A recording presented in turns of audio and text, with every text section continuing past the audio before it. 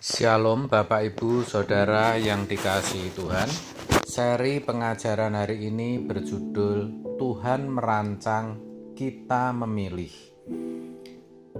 Tuhan merancangkan masa depan yang penuh harapan, itu betul. Buktinya dikatakan dalam Yeremia 29 ayat 11, sebab aku ini mengetahui rancangan-rancangan apa yang ada padaku mengenai kamu, demikianlah firman Tuhan, yaitu rancangan damai sejahtera dan bukan rancangan kecelakaan, untuk memberikan kepadamu hari depan yang penuh harapan. Sangat jelas bukan? Tapi satu hal harus kita ingat, bahwa masa depan yang penuh harapan, yang tentu kalau bagi kita umat perjanjian baru, ini menyangkut kekekalan, tidak akan otomatis kita alami kalau kita tidak bersedia hidup dalam rancangannya, rancangan yang ditetapkan Allah bagi setiap kita. Dan itu pilihan kita yang memilih apakah kita mau hidup di dalam rancangan Allah atau dalam rancangan kita sendiri.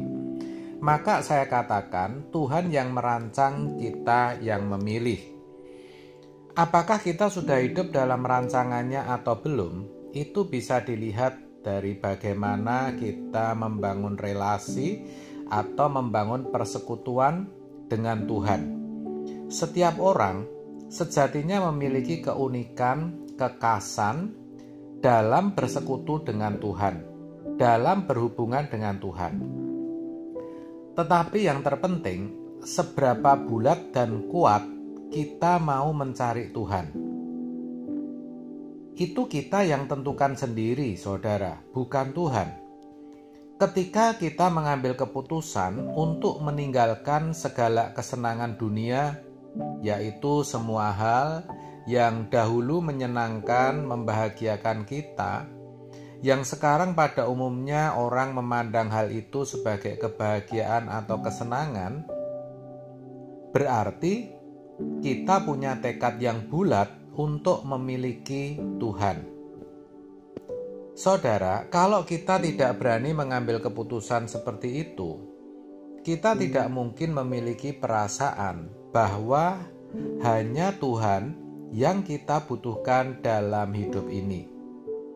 Hanya Tuhan yang paling berharga dalam hidup ini.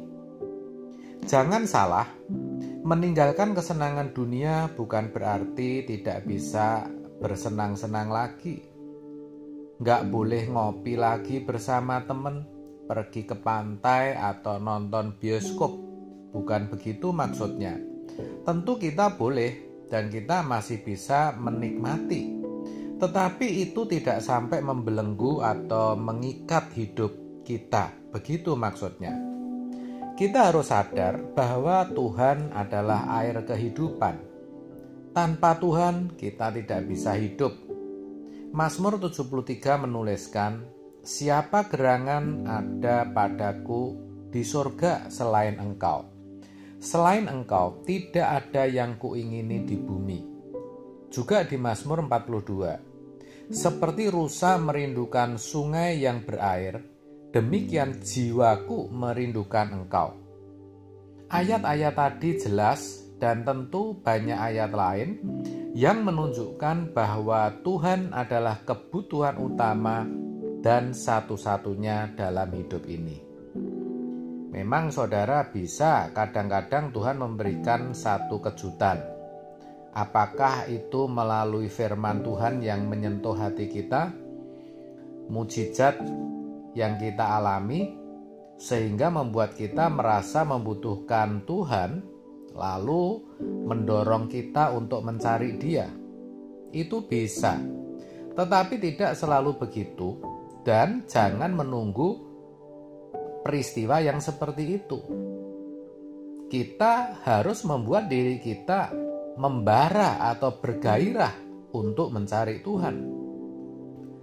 Kitalah yang harus menanggalkan semua yang menurut konsep dunia, konsep umum itu membahagiakan.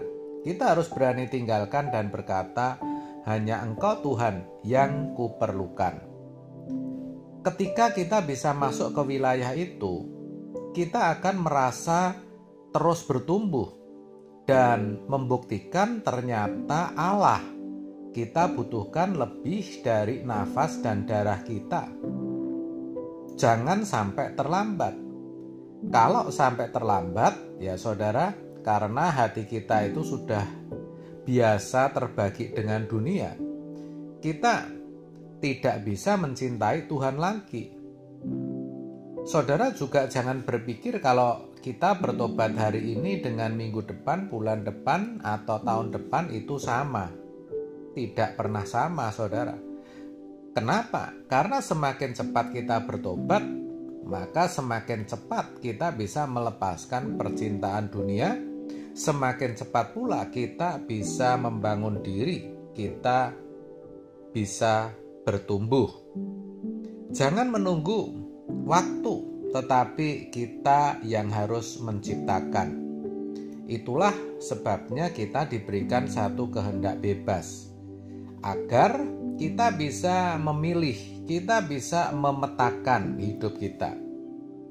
Memang Tuhan memiliki rancangan-rancangan yang indah, tetapi kita yang harus memilih, yang harus menentukan apakah kita menerima rancangan Tuhan atau kita membuat rancangan sendiri.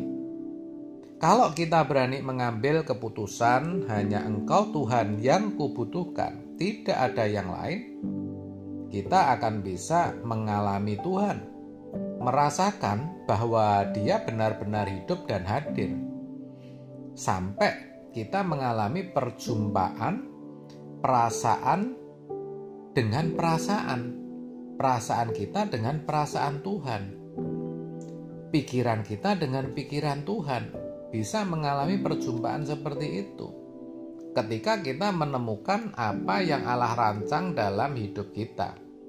Betapa indahnya hidup seperti ini, bahwa Allah itu dahsyat, dan seharusnya pengalaman seperti itu, maksud saya merasakan bahwa Allah itu betul-betul hidup dan nyata, itu bukan satu pengalaman yang istimewa, melainkan itu standar bagi setiap kita untuk mengalami bahwa Allah yang hidup dan hadir bisa menyentuh kita.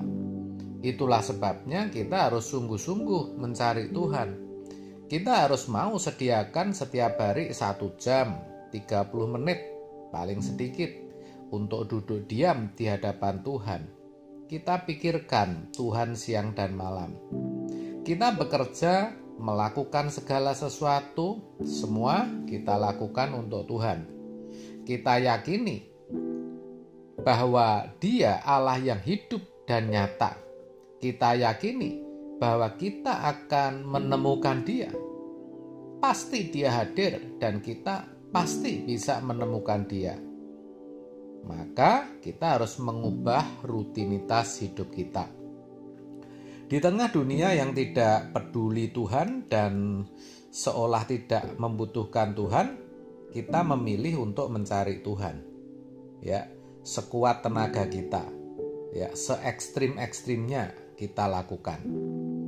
Saudara, kebahagiaan di dalam Tuhan itu bedanya tipis sekali dengan kebahagiaan dalam sukses pelayanan pekerjaan Tuhan, yang di dalamnya masih ada unsur di mana kita diuntungkan. Dan memang ini membuat hidup kita jadi berbeda atau ekstrimnya tidak normal. Betapa berharga, agung dan mulianya Allah. Hanya Dia yang layak untuk memperoleh persembahan segenap hidup kita tanpa batas. Jadi kalau kita berjumpa dengan Tuhan, melihat keagungan dan kemuliaannya, saya percaya kita akan rela melepaskan apapun demi Dia. Saat kita mencari dan merasakan kedahsyatan Tuhan, barulah kita bisa merasa betapa menjijikkan dosa itu dan kita rela meninggalkan. Ketika kita menemukan Tuhan, ada perjumpaan secara emosi atau perasaan dengan Allah, kita tidak perlu dipaksa untuk hidup suci. Kita akan takut berbuat dosa dengan sendirinya. Ketika kita mengalami perjumpaan dengan Tuhan, tidak usah dipaksa meninggalkan percintaan dunia. Pasti keindahan dunia menjadi pudar di mata kita dengan sendirinya. Oleh sebab itu, saudara, mari kita memilih hidup sungguh-sungguh serius mencari Tuhan. Itu pilihan kita. Amin. Tuhan Yesus memberkati.